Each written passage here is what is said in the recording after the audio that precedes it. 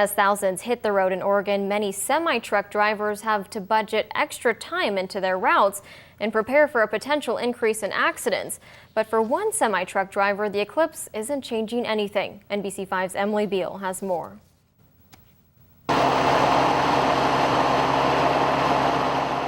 With over 1 million people driving through Oregon to catch a glimpse of the Great American Eclipse Monday morning, traffic is expected to be heavy. But semi-truck driver Tom Thomas isn't concerned. As I've seen so far, I don't think it's going to be that bad. Thomas has stopped until Sunday night in Central Point. Then he's headed straight through to his delivery point just outside of Seattle. My delivery is, let me see, 6, 7, 8, 9, 10, 11, 12, 1. I'll make it there at 1 a.m. His trek to Washington started in Southern California.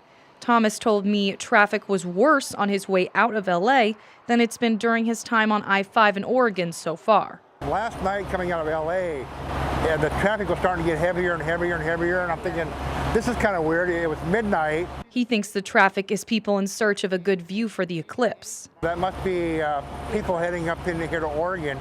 Thomas doesn't anticipate traffic being too bad as he heads up to Washington, and he wasn't told by his employer to change his route as a result of the eclipse.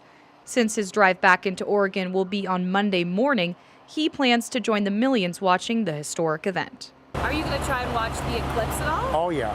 Madras is supposed to be the key place in Oregon to watch the eclipse. That's where I'm hoping to be. But he won't be alone.